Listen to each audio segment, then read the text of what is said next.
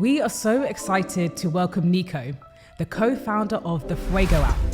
Last year, Nico dropped out of his bioengineering degree at Imperial to build this app. It's quite interesting because in our generation, Gen Z, we travel very compulsively. Yeah. Like, I went to Spain last week, booked the flight the day before, and then left the next day. Yeah. At the same time, we want really good value for money. So it's like a sort of contradiction between the two things.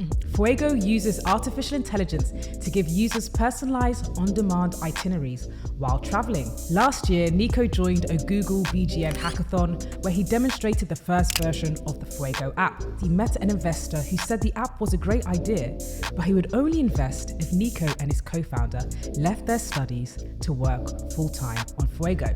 One thing about me is I'm an all or nothing kind of guy. Like, so I said I want to do Secret Service. I went to military school in France. Oh my gosh! I think it's always this thing of, I always go 100% in everything that I do. Now at 21, Nico and his co-founder are heading up their 15-person team in Soho as they work together to revolutionize the travel industry. We are so excited to hear Nico's phenomenal journey.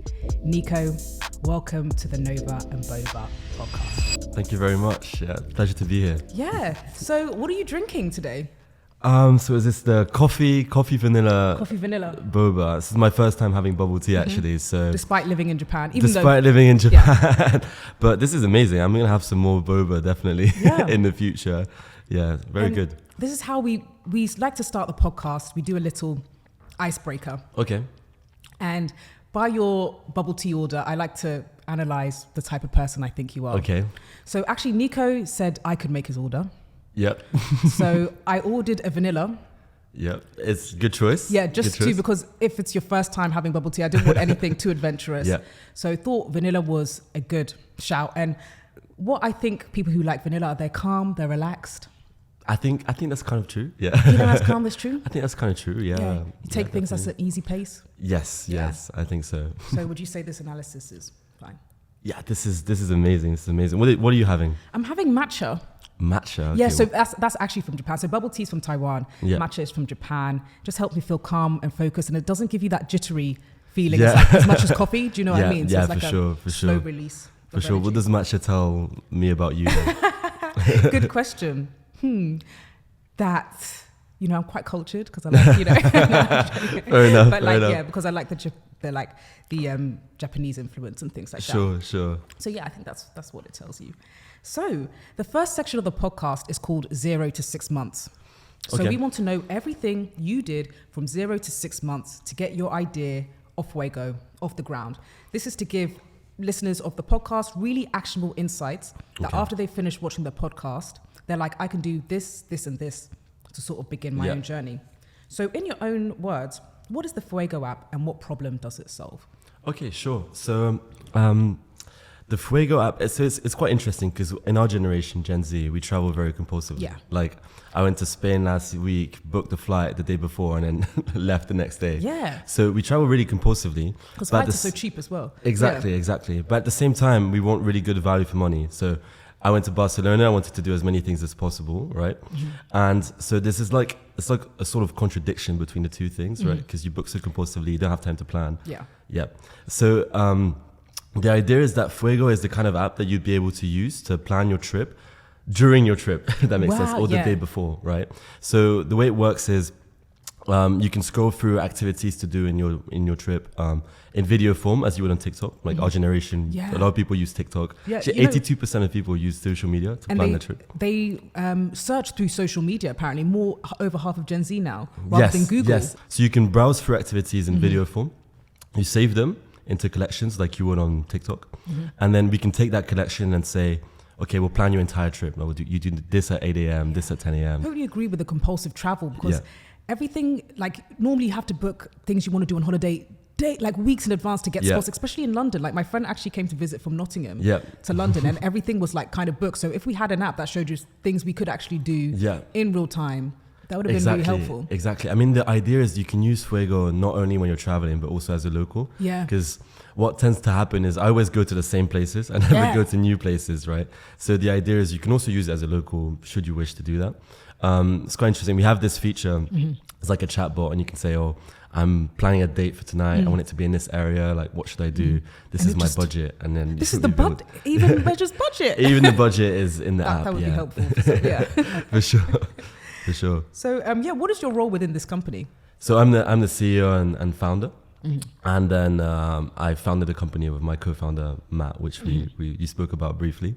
Matt and I have known each other for like three years. We did Imperial together, and we both dropped out to work on this full time. Which has been good fun, and we live together now. Yeah, and I want to know, like, so the first time you had the idea of Fuego, when was that? I know we touched on it briefly, but then kind of think about the thought process of like dropping out your degree. Like, did you chat to anyone about it? Did you just go, you know? So Fuego started during the hackathon, actually. So we did the Google BGN hackathon. That was based on an idea which is now part of Fuego, but it's not something I've mentioned so far. But just because it's not really solving a problem, right? So the idea was that people could share like voice notes at specific locations. And then it was called In Your Footsteps, because the only way for someone to like listen to the voice notes that you've left and like hear your story is to go there and walk in your footsteps. That's right? Really lovely. Yeah. So we still use that. In fact, we're going to be in Paris for the Olympics.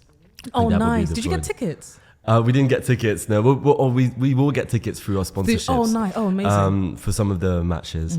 But so the idea is that people will use Fuego, like athletes will record things about like training and stuff in different areas of Paris. And then like the only way for people to connect with those athletes is to go to the place where they left that voice note. Wow. So it generates like a little walk, and then like you're like in the person's footsteps, like an immersive audiobook, if you will. Yeah. Yeah. So you've got athletes doing this? Yeah, we have athletes doing this. Yeah. We're very lucky because the co-founder of Matt is actually in the French national fencing team. So, So he's a really good at multitasking. Yeah, he's in the French national fence team. He's been in it since he was 16. Wow. And so, he's got a lot of contacts in the Olympics. So we're able to do this quite easily. Yeah. So thankfully. You did this hackathon. What happened after the hackathon? How did you meet that investor? Tell us a bit more. Yeah, absolutely. So so during the hackathon, the jury was like executives from Google, and they told us, this is a really good idea. We'd really like to put you in front of investors, like make a pitch deck, etc. Really? I had no idea what a pitch deck was at the time. So these people told you to do it? Yes, they did. They did. At the time, I was so excited, But I think, what I did from there is we actually spent a year doing more brainstorming, because what I realized is we try to do a pitch deck, I realized this In Your Footsteps idea is not solving a real problem. And if you're not solving a problem, there's not a lot of money to be made, and it's not really a startup. So the direction they put us in was think about a way to like replace TripAdvisor. Like think about the problems TripAdvisor like has. And so what we did is we'd go to like Heathrow Airport, we'd speak to tourists. You went all the way to Heathrow. Yeah.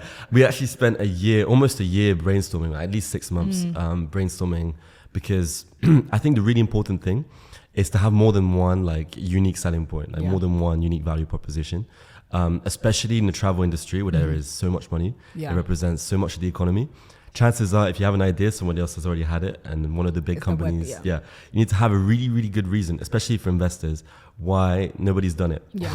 So we just wanted to have several ideas, several things to put together that really created a unique value proposition. And to do that, we wanted to speak to tourists as much as possible. So we went to Heathrow, spoke to people, did surveys, interviews. And came to this conclusion that, I think the problem is in Gen Z, is that the way we travel's changed, especially since COVID. We're much more compulsive. We spend so much money. And all these travel platforms are not they're not catered to Gen Z, because they used to not represent a lot of money, right? So there's no reason for them to. A lot of people really plan holidays, a lot of the older generation, they really take time, but that's just not it anymore. People don't. Exactly. Yeah, people don't. At least our generation don't. Some people still make Word documents like day one, day two. But no, people don't. And even if they do plan, they don't necessarily stick to the plan. So incorporating this idea was at the core of Fuego, essentially. And that's really interesting, because a lot of founders I've spoken to, it feels that I thought people would just build apps straight away. But what it seems like, people really delve into the problem. They talk to their users. Imagine, did you say a whole year you were doing that? Yeah, a whole year. Yeah. But I think something which I had written down was that I think it's important, not necessarily to build the app, but Matt is really, really good at UI UX design. So if we have an idea, he'll be able to make like a UI mock-up of it really quickly. And it kind of, you can put it in front of a person, and you can even pretend it's a real working app. What's UI for people who may not know? Oh, it's a user interface. So it's everything you can see on the app. So you can like design the app without actually making it.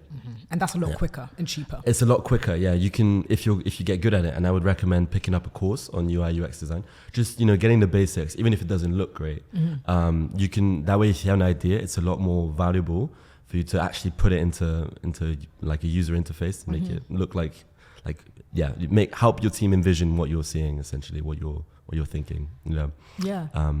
So he's really good at that. So every time we'd have an idea, we'd be able to test it, actually make it, draw it.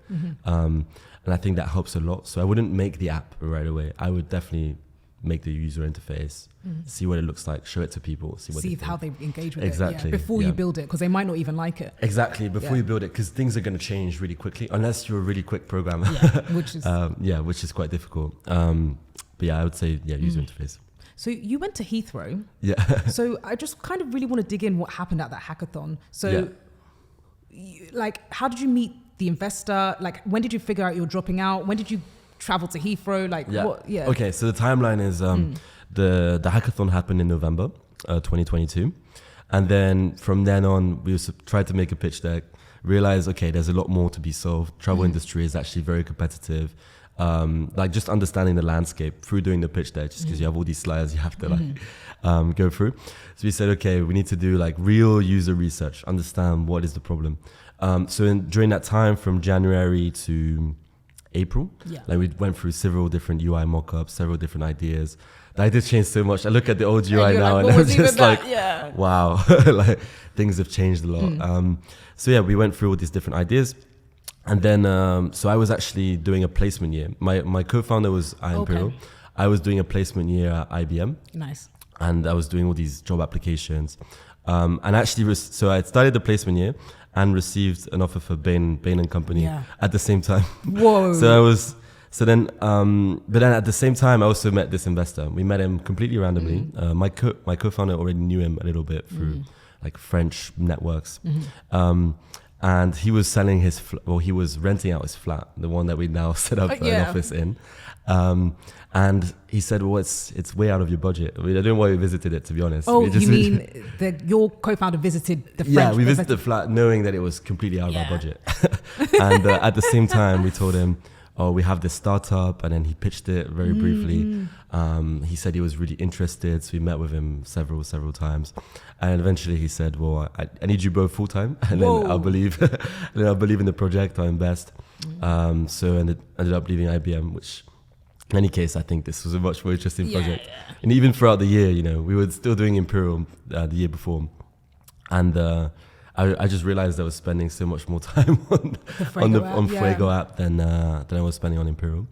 So the timeline is that Imperial finished my third year in July. Then did the placement. Yeah, then started the placement in July, and then in early September-ish, we meet the investor, and then halfway through September, I left IBM to work on this full time. So how did the conversation go? So he was like, "You need to leave." Were you like, "Okay, I'm gone"? Yeah, I mean, it was an exciting opportunity, right? I mean, what's going through your mind is, somebody, like after a year of work, somebody's believing in your project. So it's just really exciting. I think we were both really convinced about and like really passionate about the project. So we thought there's nothing better than being able to live from it for at least a year and like see how it goes. What happens. So I deferred the grad offer as well, and then. Now I'm working on it full time. Yeah, and I really like the fact that you went to the viewing, yeah. even though you knew it was out of your budget. It's like putting yourself in these situations that you don't really think you're quite qualified for, but then absolutely, hey. Absolutely. I mean, it just randomly came out of the blue, to be honest, for this first angel investor.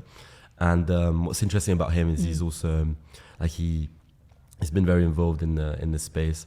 And he's also doing a PhD in AI, although he's like 56. Good for him. But he's doing a PhD in AI, which helps us also for the AI side of our app. So for us, it was a win-win scenario. I think if you have an angel investor who's also involved in the project, it's amazing, right? But sometimes you don't have the luxury to choose. Yeah. They call it smart money because some investors just give their money and some give their insight. So it's great that you've got both, isn't it? Mm-hmm, mm-hmm.